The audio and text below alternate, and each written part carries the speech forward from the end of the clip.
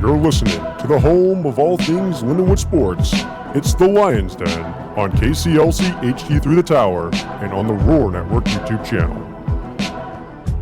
You're listening to the Lions Den on KCLC HD3 The Tower. I'm James Zugmeyer, joined by my co-host, Justin Powell, and by special guest, Will Geary of the Lindenwood baseball team. Thank you for joining us here tonight. And Will, how you doing? I'm great. Thank you guys for having me. Of course. Sorry, I completely cut you off, Justin. No, you're good. That's a great start, by the way.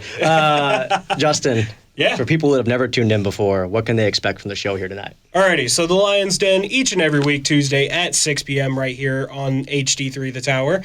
Basically what we do, we invite an athlete on, we ask them a few questions, we get to know their backstory, what they think about the sport, a little bit, just kind of a deeper dive into student athletics, and then afterwards we break down a good chunk of the D1 sports that are going on right now. There's a couple new ones that are starting this weekend that we'll get to next week, but we break down a good chunk of them.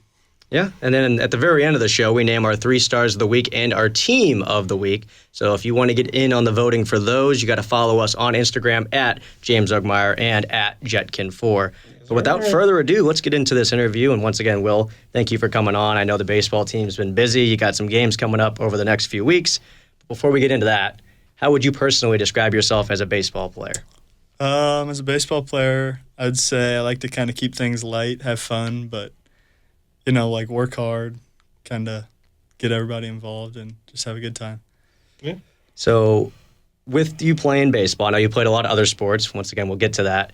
When did you know that this was something you wanted to pursue seriously, at least at, maybe the collegiate level? Yeah, I think probably around my freshman year, 8th grade freshman year is kind of when I was like, all right, I'm kind of better at this sport than the rest of them, and I think I can actually, go somewhere with this. Nice. So, standout 3-sport athlete, 2,000 career points in basketball, Missouri's all-time leading scorer in high school soccer, and a very successful baseball career. With you being as dominant as you were in 3 separate high school sports and winning the state championship in soccer, what led you to ultimately choosing baseball? Kind of like I was saying, I feel like I just kind of got better, at baseball, kind of, fell in love with it more than the other two. And I think also just, a lot of my friends, we've always grown up playing baseball, and I've kind of created some of my best friends through the sport of baseball and just kind of want to keep that going. Well, it's weird because you don't see this a lot anymore with players, going into multiple sports, being this successful because of specialization. I know you were asked by that from whenever you were interviewed by the news, but you see a lot of young guys coming up, they get sucked into one sport. You kept playing all 3. So how were you able to manage 3 sports, and how were you able to find success in those 3? Yeah, I think it was definitely difficult, but I think by keeping myself athletic in soccer and basketball, overall, it helps me on the baseball field. And then just staying competitive year-round and then just kind of wanting to win just all year round. I think that fuels you to be better in every aspect of the sport and even life. And I promise, guys, this is a baseball interview, but I got some more soccer questions for you.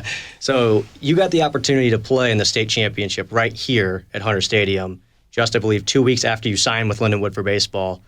What was that experience like, especially playing on a campus that you were probably going to be spending some time here? Yeah, it was really cool because I've been here a couple of times before, on my visits and stuff, but being able to, compete here and, kind of go out of my soccer career with a bang, especially here, I think it was really cool. And you got to do it with your brother as well. Yeah. I wanted to ask about that. I'll just let you ask the next few after this, but Go for it. You got to play with your brother in 3 separate sports. I always wanted to do that with my sister, but, that's just not happening, and I'm not wrestling. It's not happening.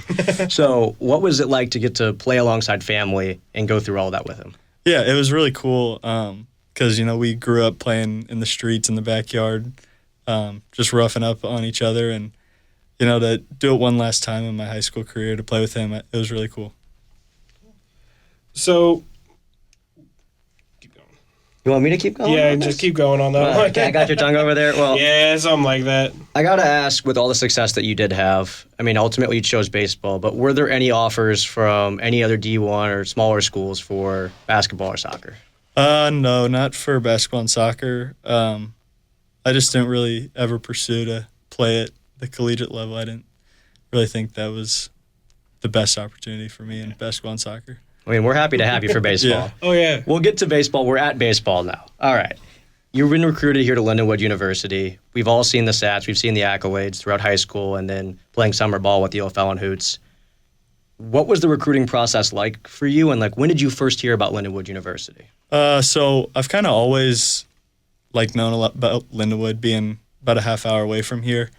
But then my junior year, or going into my junior year, I guess, talked to a couple of schools, and then Coach PJ Finnegan reached out to me, and just really good dude, really good coach, and I thought that was somewhere I wanted to be. So now that we kind of know a little bit about your recruiting process and how, you decided on the sport of baseball, why don't we jump a little bit into this season and how that's going to look? So I know James, very big fan of Lindenwood baseball, as well as our friends Lucas and Josh. They're pretty much at all the games.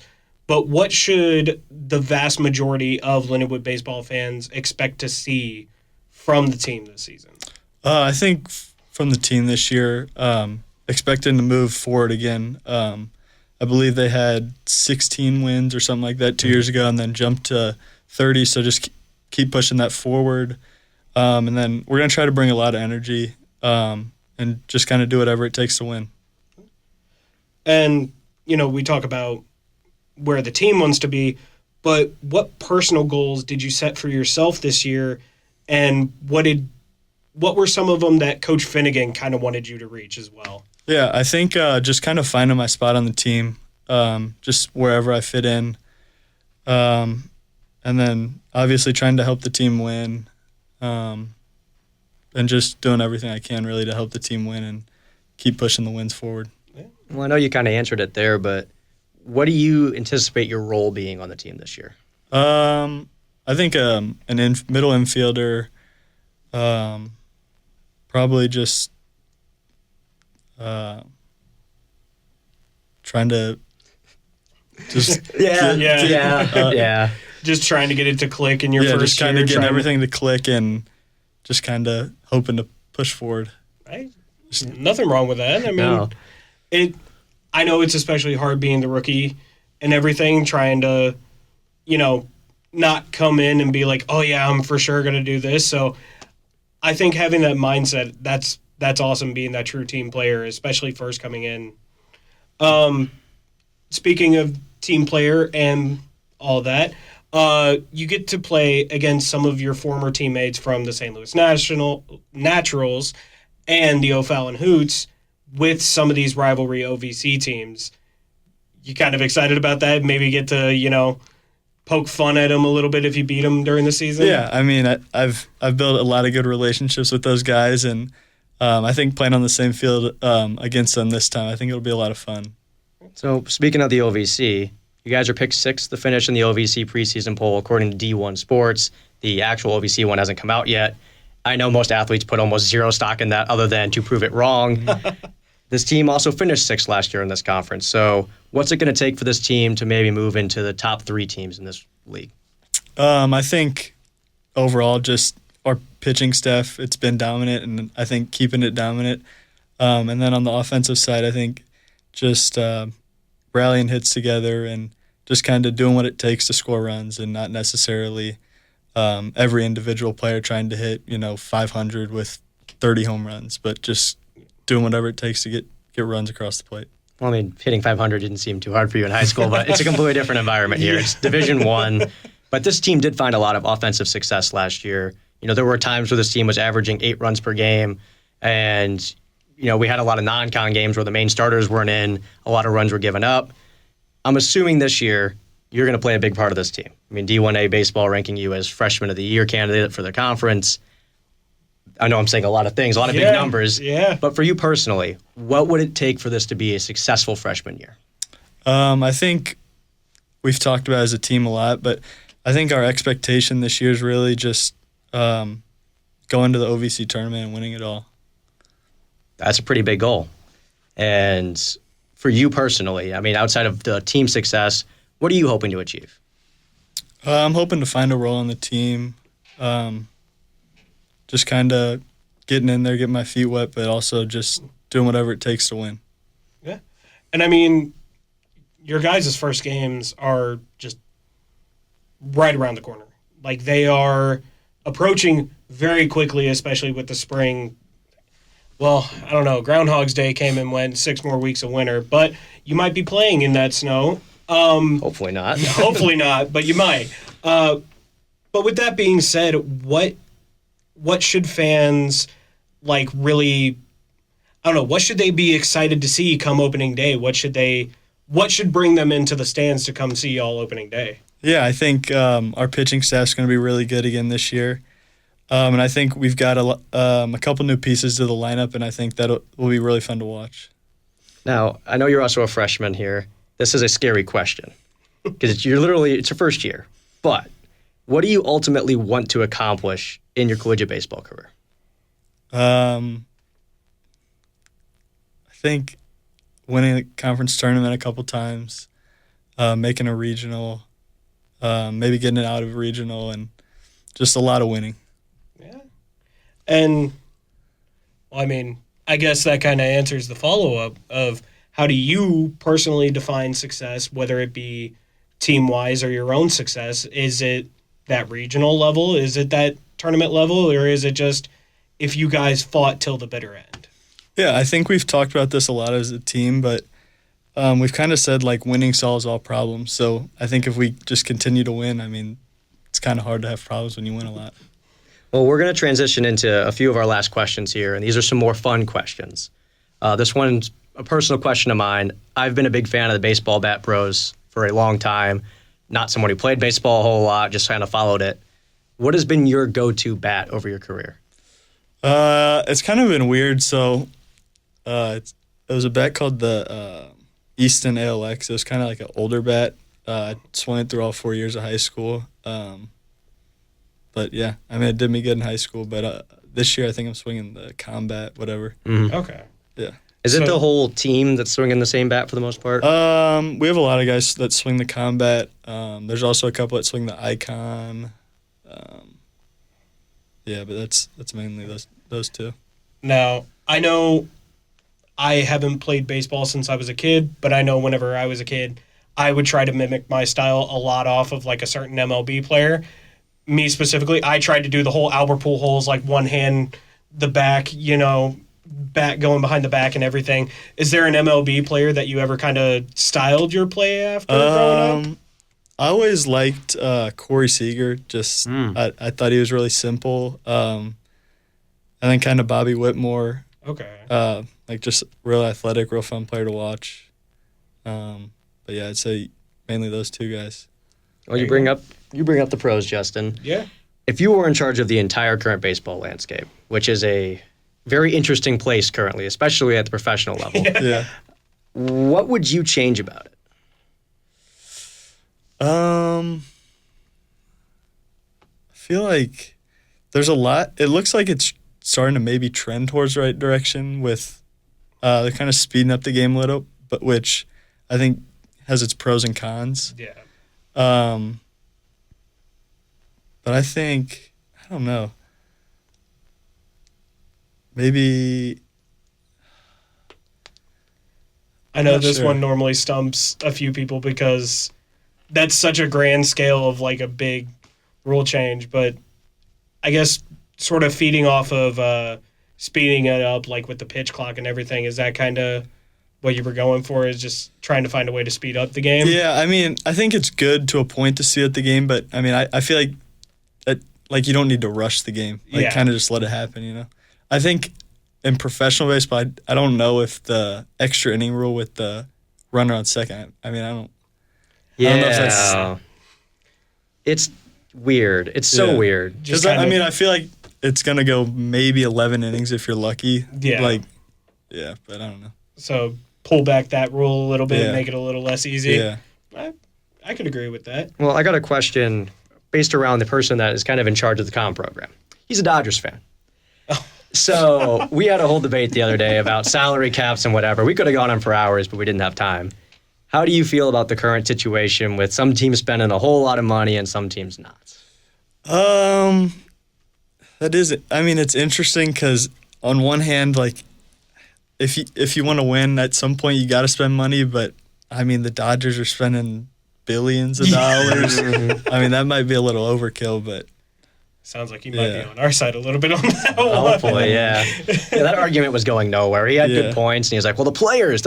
And I'm like, yeah, but I'm a fan. Yeah. But you are a player. Yeah. So I kind of wanted to get your perspective on that. And speaking of, head of the comm program and all what our major is and who we were talking to, kind of leads into what is, you're a freshman here. Obviously, sports isn't all you're here for.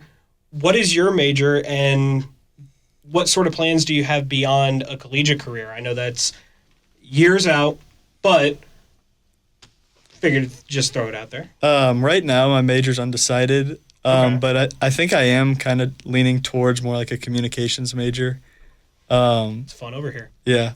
But as after I really don't know, like, really what I want to do yet. Yeah. No, again, it's a few years down the road, but as far as major undecided, I mean, it took me years to decide that I wanted to be a communications major, so future's in front of you. Yeah. I'll say this about the comm industry. It is really fun. The coursework's really fun. Getting a job afterwards scary. Yeah. And there's a lot of things that are getting replaced. A lot of, you see, we had Fox Sports all those years, and then it was Bowie, and then it was FanDuel, and everyone's going bankrupt, and the league's buying everything out. MLB TV now has Cardinals baseball rights. Mm-hmm. So, which, I don't know how you feel about that. Positives and negatives on that one. They kind of all getting centralized under MLB TV. I mean, I'm not really sure. I don't know. That's fair. That's fair. Well, because we got to talk to Greg Amsinger the other day. Yeah. Were you there for that? Yeah. Okay, so he came in and talked to a few of us, and he thinks it's going to be the greatest thing since sliced bread. All the same teams.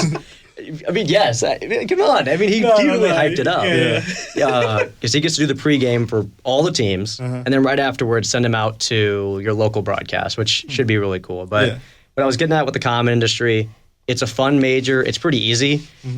And you get to do a lot of production-related stuff. So if that's up your alley, I'd definitely consider it. Oh, yeah. Just money. Money after college. I'm a senior. I'm scared. Bro, I'm fighting for my life over here. But, so, we'll wrap it up with the last question that we ask pretty much all the athletes, and that is, what is something that you wish, like the common person, the common student, or just spectators knew a little bit more about baseball that would kind of help them respect it a little bit more or understand it a little bit deeper like the players? I mean, I feel like it's pretty simple, but, like, I mean, baseball is just hard. Yeah. Like, I mean, you got guys throwing as hard as they ever have now, and the ball's moving more than it ever has. So, I mean, hitting a round ball with a round bat, it's hard. Okay, what would you say? I've seen this on Twitter so much, dude. It's the old head. Watching a dude facing 100 miles an hour. Just gotta choke up on the bat. Just gotta choke up on it, man. I mean, I think if it was that easy, everybody would be choking up on the bat, but Exactly. I don't know.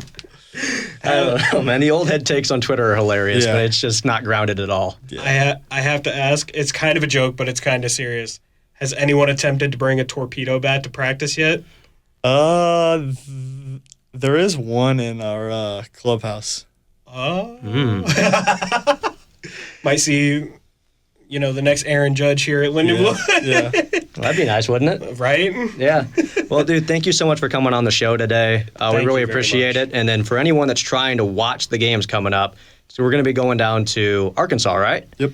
Arkansas Pine Bluff. Pine Bluff, yeah. I'm going to those games. It's a bit of a drive, but honestly, I think it's going to be worth it. It's going to be a fun experience, and then they'll be back home soon enough. We got to see some attendance going up, especially from the students this year. It's my biggest gripe. We got broadcasts going on now. The team's good. get out there and watch some baseball. But Will, thank you for coming on the show. I'll walk you out. And Justin, how would you take the viewers into the day? Will do. Thank you very much. Yeah, thank you guys for having me. Of course. Alrighty, everybody, and we are going to go into the Lion's Den.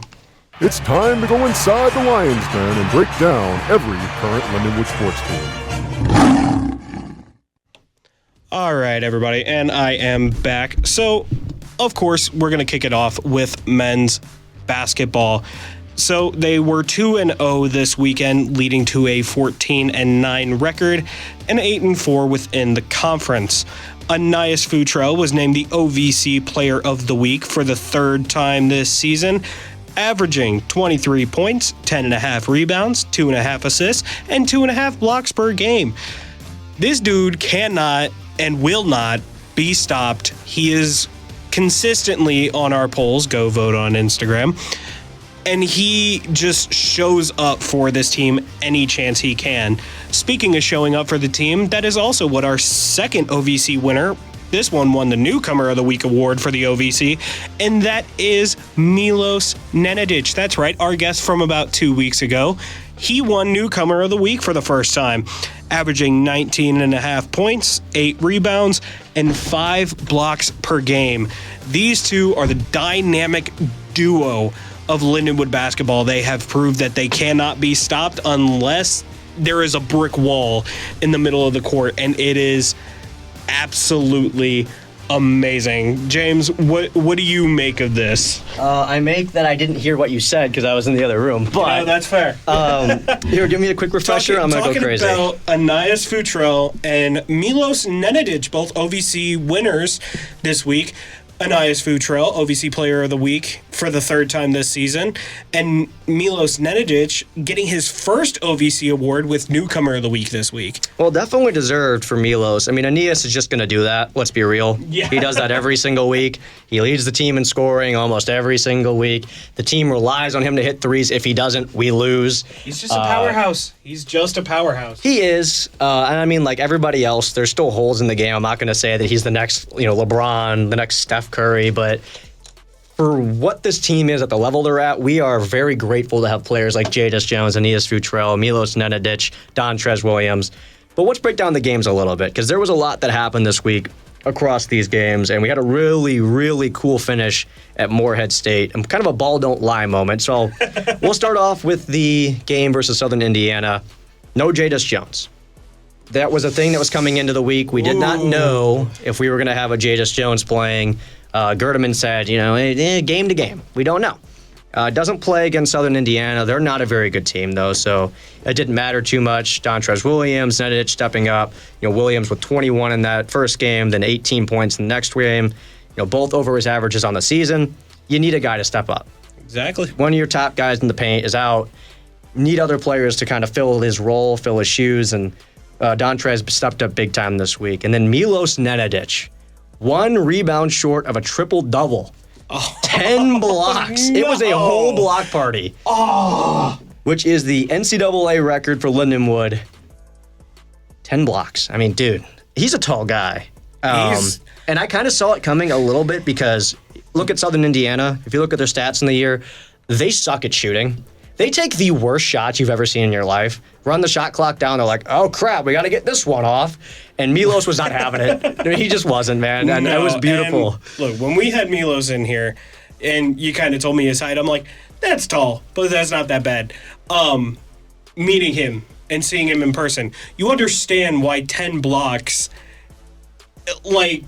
that's not unbelievable because he is tall.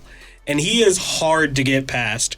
So, yeah, there's nothing else to say but congratulations to him. I mean, that's so well deserved, and he even said it. They work hard for these stats. They work hard to play this well, and I'm just glad he got that stat under his belt.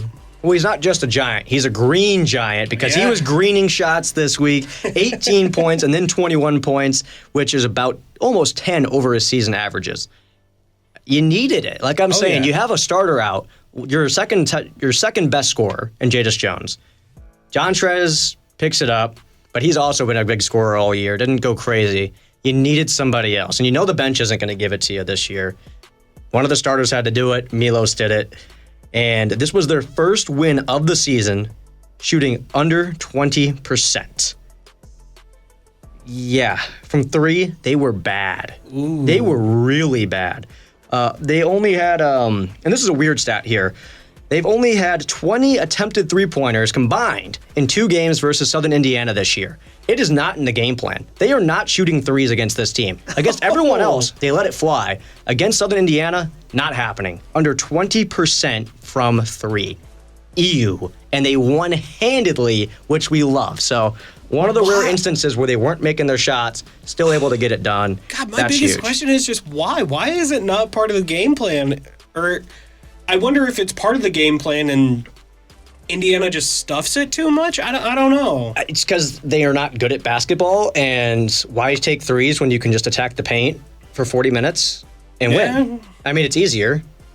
It's easier, but I mean, style points, you know? You get style points from driving the lane and hitting fadeaways and shooting middies. They're bad enough. Half-court shots. Well, they're not that bad. They're still in your conference. It's not like it's NAIA. Anyways, the next game after that. So no Jadis Jones versus Morehead State. And I turned on the game. I had some friends over at my house. This was their introduction to Lindenwood men's basketball. Okay. This was not how I wanted to introduce Lindenwood men's basketball. Because these are people that don't watch mid-major. Yeah. You know, my friend Caleb, he's a Kentucky basketball fan. My friend Jacob doesn't really watch basketball all that much, but what he has watched is NBA. So we turn on the game. That just makes me feel bad for the Kentucky fan.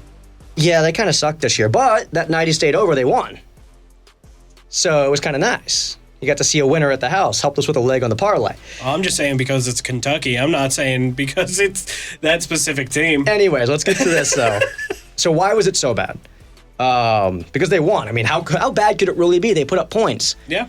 They could not get the offense set up. They just couldn't do it. The second half could not make a free throw to save their lives to start. It was abysmal. It was terrible. But yet they kept pace. They kept grinding through it. Yes, it was sloppy. Yes, it was probably driving Coach Gerdeman crazy to watch. But they found a way to do it because Dontrez really picked it up in the second half. And while, yeah, his free throw shooting was definitely not amazing, he was able to get to the basket. With no Jadis Jones on this team, somebody had to do it. Late in the game, Nenadic not playing as many minutes. Somebody had to do it. And the amount of times he just came flying in across the half court, took it all the way to the bucket and put it in. There was a lot of that, whole lot of that going on. So very, very nice from him to just play 2 back-to-back games, contribute at that level. That's huge. 6 seconds left in the game. Lindenwood's trailing. They should not be trailing at this point. No. There was a tied ball that was not a tied ball. Not even at all. Nenadic had the ball in his hands. Moorhead defender slaps the ever-living crap out of him. The ball is still in his hands. The referee says, nah, that's tied up. Lindenwood doesn't have possession at that point. Moorhead gets the ball. 6 seconds left in the game. Lindenwood's able to force a trap, get a turnover, get the ball back. Aeneas Futrell able to draw a foul, makes both of his free throws with only 2 seconds left in the game. Lindenwood wins. Ball don't lie. Ball do not lie. Also, I'm a broadcast major, and that broadcast drove me nuts. They missed the final shot of the game. The camera guy, so Moorhead State's going up for the shot, whips the camera to the left. You do not see the ball leave his hand. So if it was a foul, if he steps out of bounds, the viewer doesn't see it. Also, when either team had possession, the camera would just pan and sit on that half of the court, and then pan and sit on the other half of the court. It was not dynamic. The camera didn't move. I'm a nerd, and I probably shouldn't be calling out any other teams in the conference, but bro. By the way, for listeners, you can't see my face, obviously. It's radio. The look of pure confusion and just utter why is second to none. Also, the look of sweat because it's so hot in here. Oh my gosh. It's like 80. I apologize greatly to Will. It is like 80 degrees in this studio. At least he walked in with shorts on. He did. Also, how did he walk in with shorts on? It's cold. It is cold. It's so cold outside. I didn't see a jacket. I saw a t-shirt and pants. Hey, but He came better prepared to the studio than we did. Exactly. So He must have known. He must have known. Anyways, let's move on to predictions for this week. We've talked about it long enough. They went 2-0 this week. They got the W's. They're sitting nice and pretty high up there in the standings. Oh, yeah. I think this team has a lot of good basketball in front of them, but who are they playing? So, funnily enough, they kicked this week off tonight at 7:30 p.m. at Highland Arena. So, once the show wraps, if you want to go watch some men's basketball, go do that. They are literally right down the street in about an hour now. And yeah, they play SIUE. It is going to be a bitter rivalry game. And, I'll get into my predictions after. But the game after that is going to be this Thursday, February 5th at Little Rock, Arkansas. You could watch that on ESPN. It starts at 7 p.m. on Thursday. So I'll go ahead and kick us off with the predictions. Why don't you tell us about your record first? I think last week I got another 2-0. I'm going to win 1-1. Well, I mean, you could look at it. What do you got? What do you got right now? Oh, 4-2. I am 4-2 right now. Yeah, I'm pretty confident you went 2-0 last week. I think I went 2-0 last week. Yeah, because I was 0-2 the first week. I was 2-0 the second week, and now another 2-0 week. Hey. Yeah, we're all tied up. Whoop-de-frickin-do. I can't beat you in anything now. I'm just better. Anyway. Shrimply better. Just shrimply better. So I'm predicting a win at SIUE this week, as well as a win at Little Rock. SIUE is even with Lindenwood for the most part, with only one more conference loss than us.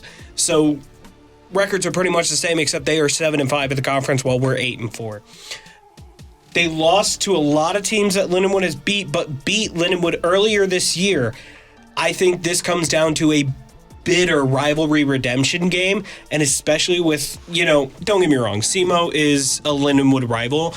I see SIUE as more of a rival than I do SEMO, and I think that this is going to definitely show tonight, and I think that they're going to pull out the win. Yeah, and that's what, since we're at home, we don't have to listen to 3 for the E every time they make a 3-point shot, because that was annoying. I went to that game. We talked about it last week with Milos, but oh my God. The atmosphere was great. They have a whole thing going on. They got a guy running around with a microphone. They got fun stuff happening on every break. But it's so corny. And I'm from Edwardsville, bro. It's 3 for the E! Let's go! And the way they all said it, too. I was like, oh my God. It's a W at Little Rock, too. They are a below-average team with below-average stats. They're not a real threat to this men's team, and honestly, thankfully, it should be a quick trip in and out of Arkansas, because who wants to be in Arkansas? Yeah, but you say that. They beat us last time. They did, but I'm scared. I don't know. Earlier we had some mistakes. It took a minute for the momentum to start getting built up. I think we're in late season form, and I think this past weekend, especially showing that, the whole ball don't lie incident, and with Jadis Jones out, they were still able to perform. I think they can pull it together for Little Rock this weekend. Well, I hope. I didn't get to see a press conference. I couldn't find one on the website, so maybe I'm mistaken, but I don't know about Jadis Jones. I'm assuming he's going to play. We're at home. Yeah. He had 2 games off, but maybe there was a complication. I mean, I don't know what's happening there. So I'm going to assume see if he's in the starting lineup in about an hour. We do. We get to see that here tonight. And we'll get you guys an update on women's basketball here soon. I got the score up in front of me. But predictions first for me. I'm going with 2 W's this week. Lindenwood is a better team than SIUE. I know we are. The last time we played them, we played like crap. We could not make a bucket. I mean, we shot under 20% from 3. You don't win doing that, except whenever you play Southern Indiana. I'm looking at this and saying we lost by 4 last time. We did not shoot well. We have a team that's good at home. We're better in most statistics. The eye test doesn't lie to me. I think we win. But they've proven me wrong in the past. I mean, I thought we were going to beat them for sure in their building, and they were able to pull out a win in that one. Now, Little Rock, they've lost 3 straight games. They just lost by 10 points to Tennessee Tech. They're probably going to lose to UT Martin, which is not a shot against them. That's just UT Martin being by far the best team in this conference. They're going to have no momentum coming in. They're not a team that rebounds well. Yeah, they started off fine, and they rattled off a few wins to start the season in conference play. But, bro, I think they're just bad. Like, teams figured them out. Mm-hmm. They just lost by 10, like I said, to Tennessee Tech. They are not good. They are actually really bad. Lindenwood gave them belts, and they beat Little Rock by 10. Yeah. Does that mean anything? No, because if you did that for every sport, you could say, well, this school, like, think of a small school, Northwestern. If you do, oh, they beat this team, they beat that team, they beat this team, they're better than Alabama. So like, these arguments don't hold anything. But I'm just saying, they're not in good form right now. They're not playing good basketball. Give me Lindenwood. Economics or something like that? No, that's just Reagan. Yeah. That's Ronald Reagan. There's a term for it because the Sickos Committee on Twitter keeps track of it. They have the Circle of Sicko. Oh. Anyways, we're both going 2 straight wins. Let's move into women's basketball. Yeah, so women's basketball, go ahead and break that down. They are 1-1 after dropping Game 2 to Morehead State. That score ended up being 63-69. So it wasn't a terrible loss, but it was one of those that was just kind of a little too close for comfort, and Morehead ended up pulling out ahead.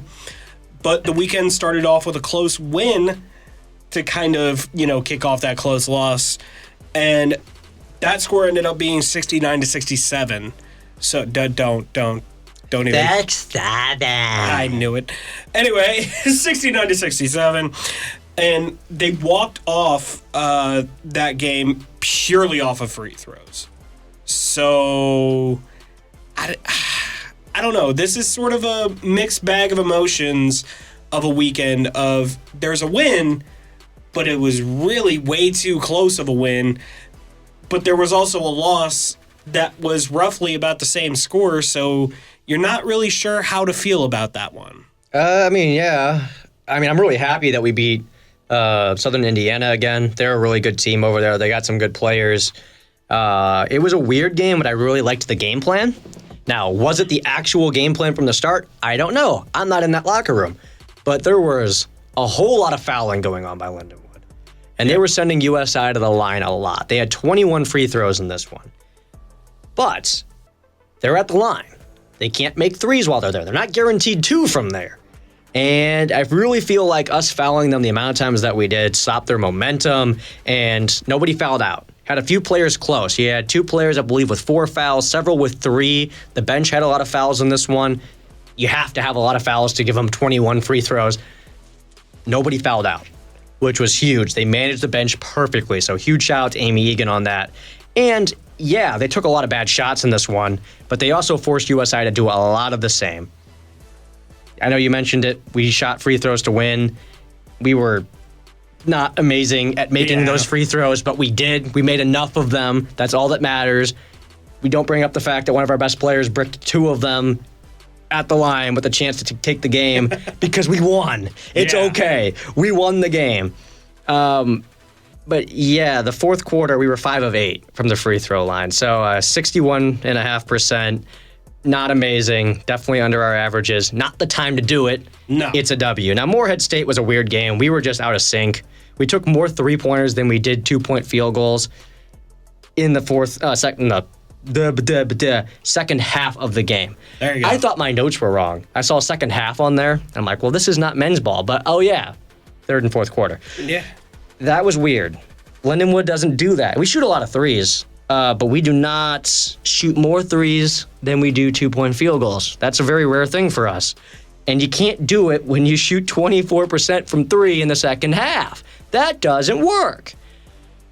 We got boxed out. We couldn't get into the paint. We couldn't penetrate their defense. Big props to Morehead State. They just figured us out. We had a bad shooting day.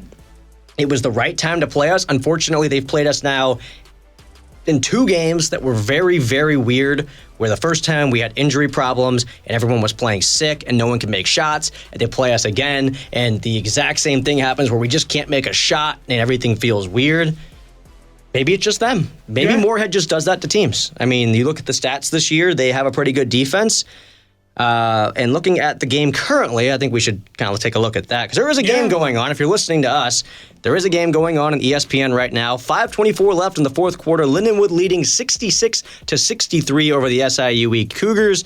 And honestly, I want to pull up some individual stats. I got to see what's going on. Yeah. Because there's some weird things going on because there's a name at the top of our list that that just feels weird to say. Hang on, let's pull this up. Your leading scorer tonight, sorry. Yeah, go for it. I got it. Your leading scorer right now is Maya Scoff. That is not what she does. No, you don't hear that very points. often. No, what is she doing in this game so far? She's 1 of 1 from 3, 5 of 7 from the field as a whole, shooting 71%. Okay, so she's just on a heater. Oh, She's yeah. just making every shot right now. Ellie Brueggemann doing her normal thing, 3 of 5 from 3 right now, 14 points in this one. And then Brooke Coffey, Gracie Kelsey. Wow. We got some names up there you would not normally see. So the entire starting lineup is they're all contributing. Spread out across the board. I love to see it. Hopefully they can bring it home with 5:24 remaining. And it looks like they did sub out Alicia Jones. I don't think it's like a big thing, but they did swap her out about She's been playing a lot of minutes. Closer to the 6-minute mark. So I think they're giving her a little bit of a break. She might not have gotten that score, but yeah, Maya Scoff on a heater tonight. But with that being said, with our predictions, I think we both predicted a W on this SIUE game for women's. Yes. Okay. Absolutely. And, I think it goes without saying, but this game is happening right now in Robert Highland Arena. Run to the arena, people. Run there. Because, quite frankly, why are you not at the game? Why are you listening to us? Go watch the basketball game. Or do both. Put some headphones in. Listen to us watch the Put one of game. the Best AirPods in, case. y'all. Let's be honest. Y'all listen to it in class. Y'all can listen to us at the basketball game. It's fine. But That's assuming that they want to listen to us. Sorry. Yeah, right. So that game is happening right now at Robert Highland Arena, or if you're listening to this on YouTube, this happened Tuesday night at 5 p.m., but it's happening right now at Robert Highland Arena. Go down there. And then also they have a game at 5 p.m. on Thursday at Little Rock in Little Rock, Arkansas. So that one you're going to have to watch on ESPN+. Obviously, I kind of spoiled one of our predictions on both of us, but W against SIUE. SIUE is... Oh, that's the wrong one. We're good. SIUE is a good team, but I go back to the men's statement where this is a bitter rivalry type of game. They beat them the last time around on the schedule. They just have to do it again. They just have to be able to stay alive, keep pushing the paint, make those field goals, and to... reassert themselves at the top of the food chain in this women's basketball. And then Little Rock is a bit of an oddity because they seem very unassuming, but they can be dangerous. And the last time out, they did take advantage of Lindenwood's sloppy early performances. So I hope I am wrong here. I hope I am wrong. But I am taking a loss at Little Rock for this week. Yeah, you're taking a loss because they're going to win and you're going to take the L. That's exactly what's going to happen. I'm also going to try to pull up the game because I kind of want to watch it even though we're live on air. Hey, we're live on air. Let's focus on this. What are your predictions right now? You type it in and go to ESPN Plus. Come on, help me out because I'll go through my segment here. I think we're going to win tonight. SIUE 2-7 on the road. We beat them by 19 the last time out. I don't see that happening tonight with the current scoreline, but I think we're going to get it done there. They were in the middle of a road trip. It's weird. When you're in the middle of a road trip, it is so hard to stay motivated when you haven't been home in a while. So I really do feel like we're going to win it tonight, but it's close. If we didn't have Maya Scoff going off, we'd be losing right now. So I'm hoping for the best on that side of things. Now, let's take a look at Little Rock. We beat the crap out of them the last time we played them. It was complete decimation. 71-43 final score on that one, and they just lost by 25 to Tennessee Tech. Bad. Really bad. Atrocious. We have 69 points in the basketball game. That's awesome. Now, I think Lindenwood's going to win this one. You don't see it. I really do. They are the worst three-point shooting team and the worst overall shooting team in general in the OVC this year. They're only scoring 58 points per game, where Lindenwood is scoring 73 points per game. They have a good defense. They do a lot of things right. They're better than Lindenwood in a lot of statistical categories. But Lindenwood is the better team, and we are going to win. We're going to stop this streak of losing games that we need to win. It's going to happen. We're going 2-0 this week. And you know what? I'm hoping you're right, but I'm not sure. Now, we're going to continue on to men's ice hockey, but obviously there's nothing more to build off of from last week because they didn't play this past weekend. They didn't play this last week. So we're just going to go straight into the men's ice hockey predictions. Now, I am at 3-1 with mine, and I am hopefully going to boost that to, I really hope I'm going to boost that to 5-1 now, because I think it is going to be a very wishful 2-0 weekend for the Lions this weekend. They're going right back to playing Stonehill to play them in another weekend series here. Last go-around, they beat them 6-2 in Game 1 and 5-1 in Game 2. Stonehill is also 1-6-0 at home, so they are known for losing on their own home turf. So I think this is just going to be a good, easy wrap-up. I think Lindenwood's got this one in the bag. What do you think, James? I'm agreeing with you 100%. We're going 2-0. Last time I predicted we were going to lose a game. I really didn't realize how bad Stonehill is this year. Yeah. And I mean, I'm not being mean. This is statistically correct. You look at their record, you look at the way that they play. They are just not good at hockey. No. They are 59th in pairwise. Mind you, I believe there's only 62, 63 teams in the entire country. So that is a ranking that's not based off of record. That is based off of like a Ken Palm ranking, where it takes all the factors into effect. They're bad. Stonehill's terrible. Yeah. Are we the best team in the country? No, we're about the halfway point or even a little bit below average. But against the bottom 10 teams in the country currently, according to Pairwise, Lindenwood is 8-0 this season. Take into effect that Stonehill's not great at home. I think Lindenwood's going to take both of these. If they don't, that's a genuine problem. Oh, yeah. No, and I see we pretty much had the same thing, that they're 1-6 at home. This is a nothing burger of a weekend for Lindenwood ice hockey, so I think that's just a quick 2-0. Come on back home and celebrate your weekend. Now, on the other side of that, women's ice hockey. They took care of business against RIT. Game 1 ended 6-2, and Game 2 ended 5-1. Kind of like the Stonehill games. However, the big news coming out of women's ice hockey, while the 2-0 weekend is phenomenal and those scores are dominant, James will break those down for you.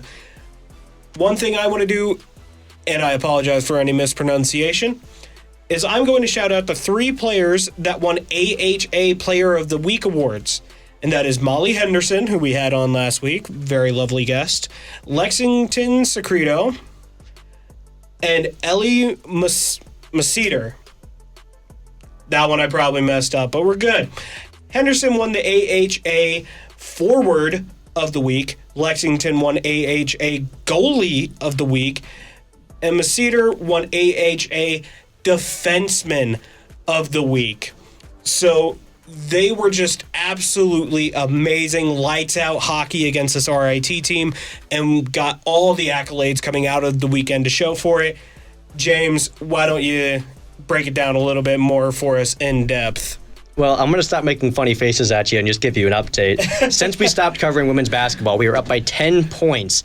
In this basketball game, I believe it just said that SIUE has 17 turnovers, and we have single-digit turnovers. And what I've seen over the last few minutes is Lindenwood imposing their will on SIUE. This has been an amazing 3 minutes here. We look like Lindenwood, and they look like SIUE all of a sudden. Everybody is doing their assignment, so hopefully we can bring it home with 1:10 left. But in women's hockey, I really, did you get really? I really. Really liked the way we played this week. Oh, yeah. I finally got out to a game this season. Oh, wait, really? Yeah, really. The only other game I'd seen all year was a game against St. Cloud State to start the year.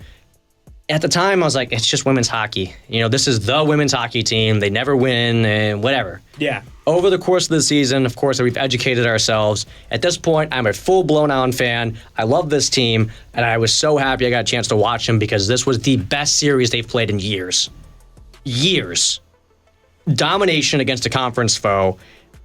I didn't see this coming. I really didn't. I predicted 1 win, 1 loss.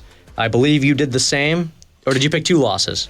So, last week? Yeah. I think I picked, I picked 1 win, 1 loss. So and I was wrong. Both in the same idea of, Yeah. okay, this is not going to be a sweep. Lindenwood does not sweep teams. But let's look at this weekend. Let's break it down. We outscored them 11-3. We outshot them on the weekend. We took less penalties. We won more faceoffs. We were 4 of 10 on the power play, and they were 5 of 5. We were 5 of 5 on the penalty kill. Special teams have been bad. Molly talked about it last week. She admitted it. Yeah, special teams haven't been exactly our strong suit all season long. Well, they were this weekend. Oh, my Lord. Turned it around right after the interview. This was not the same team I've watched all season long. No. This is not the same team statistically or by the eye test. They had something to prove. They went out there and did it. They imposed their will. The second period was not good. I thought this is where it's going to come off the tracks here. I mean, they're dominating us. We can't get any shots. And the third period came around, and we just took it to them. So, huge shout out to the team this week. I really, really like the way they played. And if they keep playing like this, and they can find a way to stay ahead of RIT and Syracuse, they may host a home playoff game. That would be insane. Dude, they would be... Because Lindenwood doesn't get to do that very often. No. We got to host a home playoff game for men's soccer. That was awesome. You know, we won the conference. The atmosphere was incredible for that. Imagine that for hockey. Hockey doesn't get attendance. The students don't show up. We could finally fill the bowl. That's what I'm looking for this year. So they got Penn State coming up, and Justin, let's talk about that. So, yeah, the Penn State series, this is actually the second to last series before we go into the AHA tournament. So we are quite literally in the home stretch of their season. We are down to the wire. And, you know, what makes it more entertaining? Then we're down to the wire, possibly hosting a home playoff game. Let's put us against the number 4 team in the country of Penn State University. That's fun, right? Oh, That's a great honor to go up against them, right? in our barn, mind you. So that's this Friday at 4 p.m. There's going to be one game, and that's either on Flow Hockey, or you could just go down to Maryland Heights, the Centene Community Ice Center, go watch the game. That's after all classes, you're going into the weekend, watch you some women's ice hockey. And then Saturday, same thing, but Saturday, you should 100% go out there. We should go out and show more support Saturday than even more Friday. And I say that because, one, it's at 1 p.m. It's earlier on a Saturday. You know, it's before you get to go do whatever you do on a Saturday night. Me, I get to do some late night bowling. But, yeah. But it is also senior day. So this is where we're going to see a lot of these, players who have grown with this team, seen it develop, have seen a lot of the hardships that this team has went through, finally move on to whatever they do after hockey. So send them off with lots of love. Head to senior day this Saturday, Centene Community Ice Center at 1 p.m. They're going to be playing Penn State. It may or may not be a good game. I hope that at least Saturday is going to be an absolute baller game, but we'll see. However, let's go ahead and get into the predictions. And me, unfortunately, I am pessimistic, very much so, about this weekend and the games. I think that they are a game 1 and 2 loss. I think that this is not going to be a very good weekend for Lindenwood Lions because we are going against a top 5 team. And when Penn State was number 6 earlier this season, so just out of the top 5, decimated. I think now that they've actually improved that ranking, it is more or less going to be a little bit worse. And I think the big thing is this is one of those, check cash games where they just put it on the schedule, it's an easy win, and then they continue getting ranked higher and higher and higher. It's a conference game. They have to play these games. I'm not going to yeah. say that it's the check cash game. You never know in the conference games. Yeah. And I want to stop you. I mean, we don't think it's going to be a great series, right? No. I'm predicting 2 losses as well because I'd be crazy not to do that. Yeah. But this team is playing much better hockey. They know who their goaltender is. They know who their goal scorers are. The lines are kind of cemented on who's going to be going out there. The power play finally looked good. The penalty kill looked good. They controlled the pace of the last game. Is RIT Penn State? Absolutely not. But it's not going to be blowouts. I really think it's going to be closer hockey. It might take until the end of the second or beginning of the third where we can kind of say game over. Where in past games, it's like, okay, we played a period and we know it's done. But, like you said, I'm going to have to agree with you. I mean, I don't think they're going to win. I think it's going to be a loss in both games. We haven't beaten Penn State since 2018. It's been a minute. It's been a long while since that has happened. So, going 2 losses here. For the standings, though, you're 4-2. I'm 3-3. Yeah. So I can't catch you. No. You know, the worst we can do is tie. Exactly. For the week. And even if we do, I'm still technically ahead. Super lame. Hey, but you're hopefully we both lose both of our predictions and we sweep Penn State. If we sweep Penn State, that would be euphoric. It'd be one of the best things. Now, let's move on to our final sport of the week, and that is men's volleyball. They are 6-1, so they actually come out of last weekend 2-0 against Rockhurst and Missouri S&T. It was a lot more of the same sort of players who were able to, dominate the court, bring that win towards Lindenwood, and there's not much else to say. I mean, these guys have been consistently performing. They've been building off of every sort of weakness that they might have shown. And ever since losing that opening game against Long Beach State, they have not looked back. They have been absolutely flawless. And the funny part is, as of right now, they are 6-1 out of all of those since Long Beach. So in those 6 games that they have won, they have only dropped 3 sets. They have only dropped 3 sets in its entirety in those 6 games that they won. So, you want to break it down analytically? Because I think this is just one of those belt teams that we're seeing, especially since, we're ranked. And we're ranked higher now.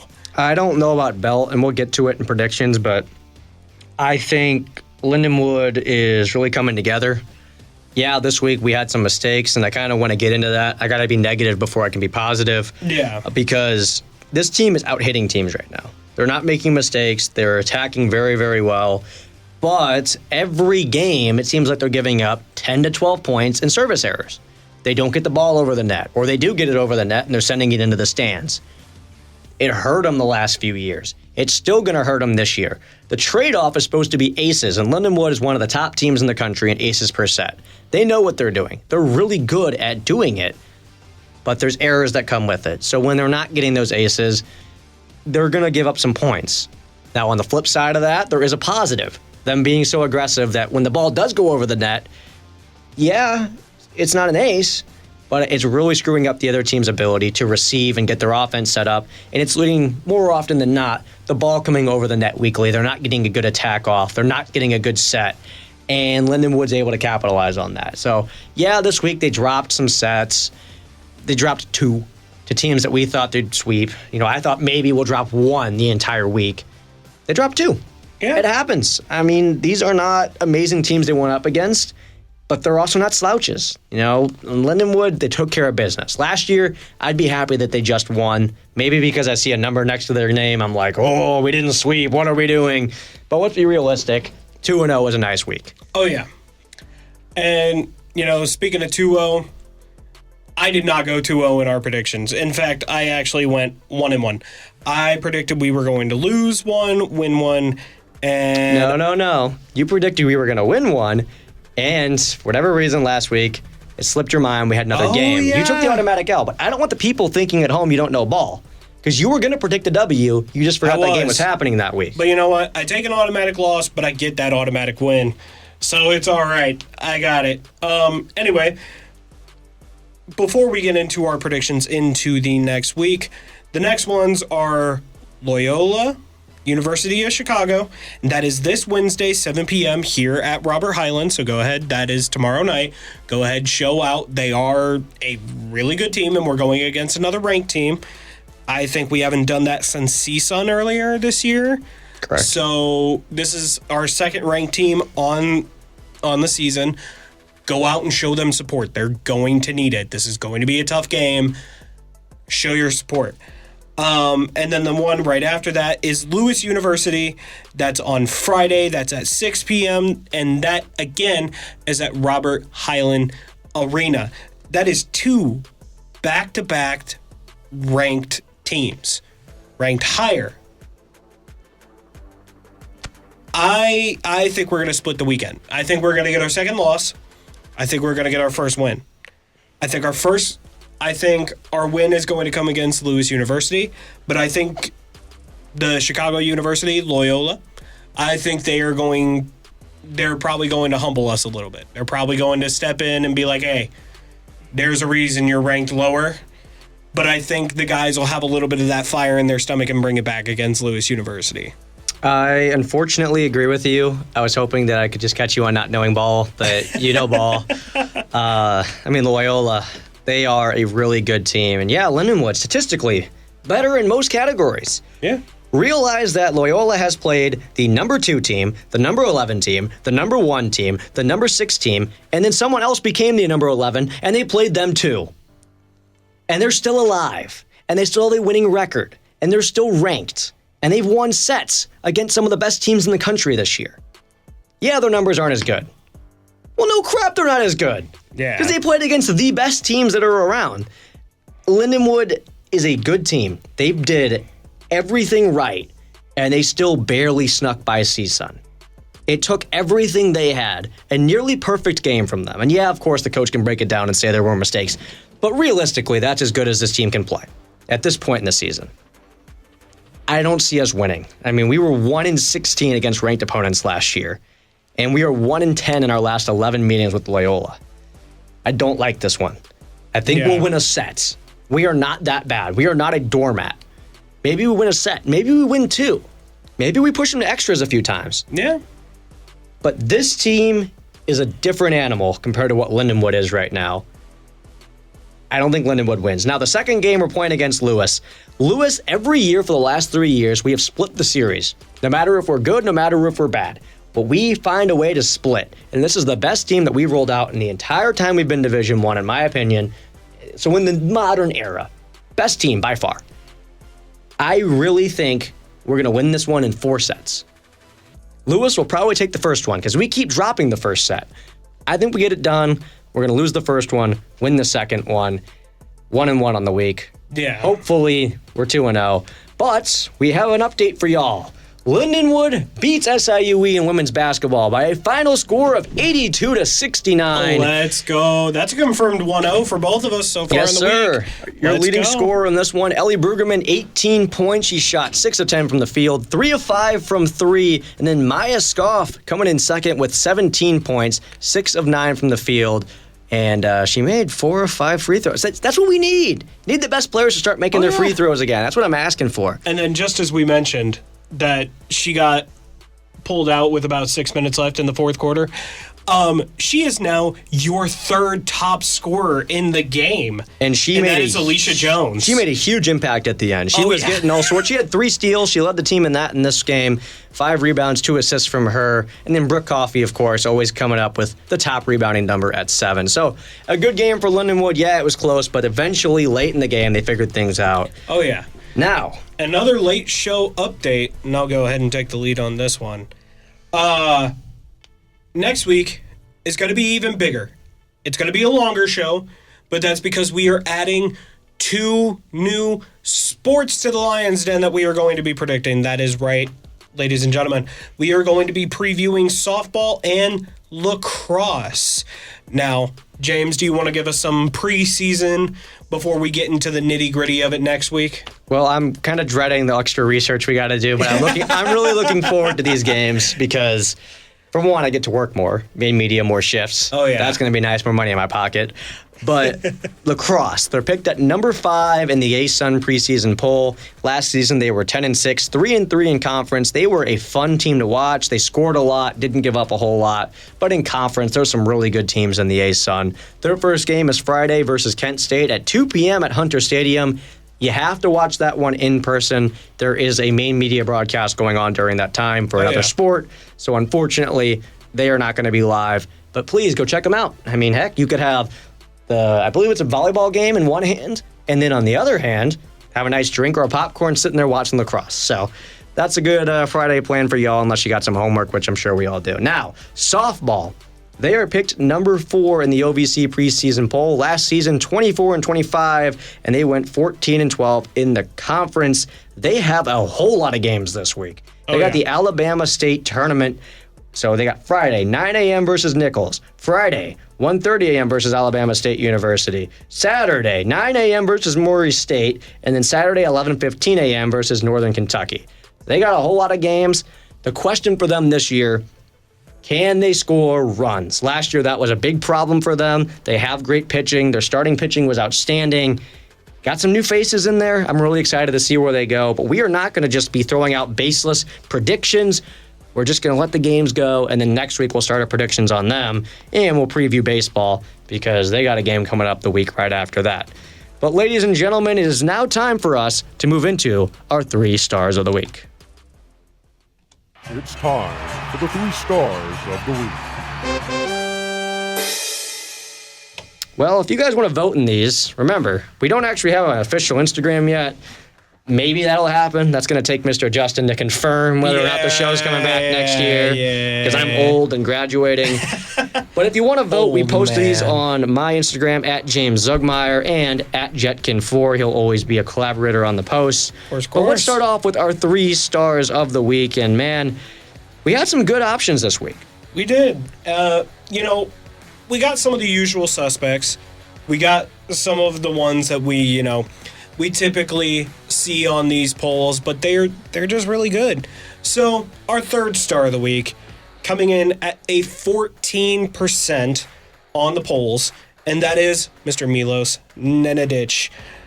He had 1 rebound shy of a triple-double at USI and set the Lindenwood University single-game record with 10 blocks in a game. So he is your 3rd star of the week. And then coming in at number 2, and I've been trying to get her higher on the polls the last few weeks, but she is finally being recognized. Lexington Secreto stopped 55 of 58 shots versus RIT, and she is now 18th nationally in saves this season. Well-deserved. She's coming in at number 2. But Justin, who is our number 1 star of the week? And also, we got to pause for the drum roll. Yeah, we do. Ready? Top star of the week. Now, bear in mind, everybody, 57% of the poll was this man right here, and that is Zach Solomon of the men's volleyball team. 97 assists and 8 sets this week. He is ranked top 5 nationally in assists per set. In assists and per that set? was written on the assumption that the numbers would be right on the website. He is actually 6th nationally now because NCAA kind of slacks on getting the stats out for men's volleyball. So I lied on the poll by 1 position. But still top 10. A pretty good top 10. Well, he's just incredible. He is a robot. He's legitimately a robot. Every single time that we're going to go on the attack, he gives him a perfect ball. This guy does not make errors. Zach Solomon, congratulations. You are our 1st star of the week. But now we got to look at team of the week. And there were some good teams. There always is. But there's a new team on here. Of course, men's basketball had a pretty good week, won 2 games. Men's volleyball also won 2. Women's hockey had one of the best series that they've ever had. And man, I personally wanted women's hockey. But there's another team on the list this week. And they did something pretty nice. Oh, yeah. And that is... Drum roll, please. Drum roll, please. So this brand new team is men and women's bowling. That's right. They actually won they won the post with 62% of the votes. That's crazy. Both teams won their division at the Cedar Valley Invite. I mean, James, you want to give us a rundown of how big that is? Because you're a big bowling person. Well, I was a big bowling person. If you guys don't know, I redshirted this year. I'm no longer on the team. But it is very rare, unless you are like a top team like a Wichita State or one of them, to sweep a tournament and win both divisions. This was a tournament that was a one-day shooter. Lindenwood had to reschedule because, well, we lost a tournament due to the snow days because Kentucky was not exactly accessible during all the snow. Yeah. So they rescheduled, had this tournament, had several people on both sides, on the men's and the women's side, make the ATT, all-tournament team, both sides winning their respective divisions. So huge shout-out to the men's and women's bowling team, very deserving, and they are your teams of the week. But they share it, both men and women's bowling share it this week. That's awesome. That is really cool. Like, you don't really see them get recognized a whole lot, so it's really cool that you see them win this invite and that, they get the recognition that they need. Yeah, and it's not something you're going to see much again unless one of the other student life sports steps up and, they had men's and women traveling together. This is a rarity. I doubt it'll happen again unless the men's and women's bowling, they do something crazy or they go off and win nationals. So might be the last time we ever see two teams winning team of the week. But hey, I feel like they deserved it. Absolutely did deserve it. Now, if you guys want to follow along with the show and get your say in what happens next week, once again, follow me on Instagram at James Zugmeyer. Follow Justin at Jetkin4. Jinx, you owe me a soda. Okay. I'm also really hungry. What time is it? Oh, Evans is still up, and yeah, we're good. Hey, we're chilling. We're chilling. Also, next week, we may actually have a video aspect to the show. I'm going to try to get it figured out. I don't want it to look janky. This is supposed to look professional. But no promises on that front, because it's still student radio. As Chad says at the top of every hour, student radio. This is for y'all, by y'all, from y'all. And I hope y'all have a great rest of your week. Thank you all for tuning in. We'll be right back next Tuesday at 6 p.m. We don't know who the athlete is yet, but if you follow us on Instagram, it'll be you will know beforehand. So thank you guys all so much, and we'll see you guys next week. Thank you for listening to The Lion's Den. We're on air every Tuesday at 6 p.m. right here on the Tower, and all recordings are on the Roar Network YouTube channel. Have a great rest of your evening, and go Lions!